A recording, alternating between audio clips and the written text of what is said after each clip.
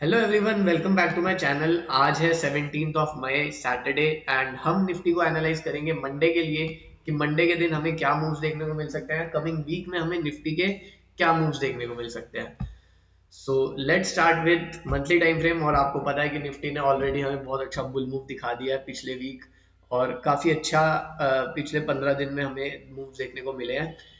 और defence sector ने बहुत अच्छी रैली दिखाई है, तो कॉन्ग्रेचुलेशन फॉर दैट। एंड हम निफ्टी को एनालाइज करते हैं। सबसे इंपॉर्टेंट चीज जो मैं बार बार बात कर रहा था कि 61% लेवल का ब्रेकआउट मार्केट ने वो दे दिया है, तो we are in safe hands now. I feel कि न्यू ऑल टाइम हाई मिल सकता है हमें।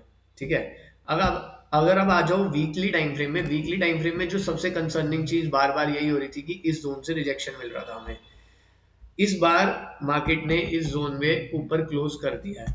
जब इस जोन के ऊपर क्लोज कर दिया तो वीकली टाइम फ्रेम में आप देखोगे कि मार्केट के पास रेंज क्लियर है ऊपर ट्रैवल करने की। तो क्लियर रेंज में मार्केट उतनी ही इजीली ट्रैवल करती है जितनी इजीली फॉल करी थी। जब मार्केट यहां से फॉल कर रही थी तो 2-3 वीक्स में ही मार्केट ने इतना बड़ा फॉल दे दिया था। अब जब मार्केट ऊपर जाना चाह रही है तो मैं एक्सपेक्ट कर रहा हूं कि market won't take much time इतना ऊपर जाने में। तो सबसे इंपॉर्टेंट चीज, अगर कल के मंडे के दिन मार्केट अगर नीचे आती है तो सबसे इंपॉर्टेंट सपोर्ट हमारे पास यही एक लेवल है। ठीक है, जो वीक का इंपॉर्टेंट सपोर्ट एंड टेस्ट के अकॉर्डिंग ये जोन बनता है। उसके बाद रेजिस्टेंस वीक के अकॉर्डिंग तो हमारे पास काफी ऊपर है, अराउंड 1000 पॉइंट्स ऊपर। ठीक है, अब हम देख लेते हैं स्मॉलर टाइम फ्रेम में क्या पिक्चर बन रही है। अगर आप इस डेली चार्ट को देखो तो डेली चार्ट के अकॉर्डिंग सबसे इंपॉर्टेंट चीज आपको ये दिख रही होगी कि इस जोन में प्रीवियसली मार्केट ने कंसोलिडेट किया था 3-4 डेज, और उसके बाद एक दोबारा से फॉल स्टार्ट कर दिया था। तो ये जोन जब मार्केट ने प्रीवियसली कंसोलिडेट किया था यहाँ पे, तो क्या 2-4 दिन मार्केट यहाँ पे अभी भी कंसोलिडेट कर सकती है? बिल्कुल पॉसिबल है। मैं ये मानता हूँ, ये मेरे एक्सपीरियंस से, कि जब मार्केट एक जगह ज्यादा टाइम स्पेंड करती है तो वापस से जब उस जगह पे आती है तो दोबारा से टाइम स्पेंड होने के पॉसिबिलिटीज होते हैं।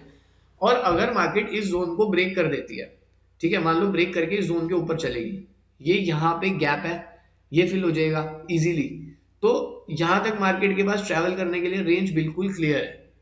ठीक है, उसके बाद जो एक हर्डल आएगा वो आएगा इस जोन के पास 25,800 के पास। अंटिल देन मार्केट के पास रेंज बहुत अच्छी है और क्लियर रेंज है। अगर आप यहाँ पे भी देखोगे, अब हम थोड़ा सा जूम कर लेते हैं पिक्चर को, तो हमारे पास जोन आ गया ये एक मार्केट इस जोन में कंसोलिडेट ना करे, यहाँ से एक अच्छा मूव दे दे हमें तो ज्यादा बेटर रहेगा। उसके बाद अगर मार्केट नीचे भी आती है तो हमारे पास एक अच्छा खासा सपोर्ट है 24,800 के आसपास।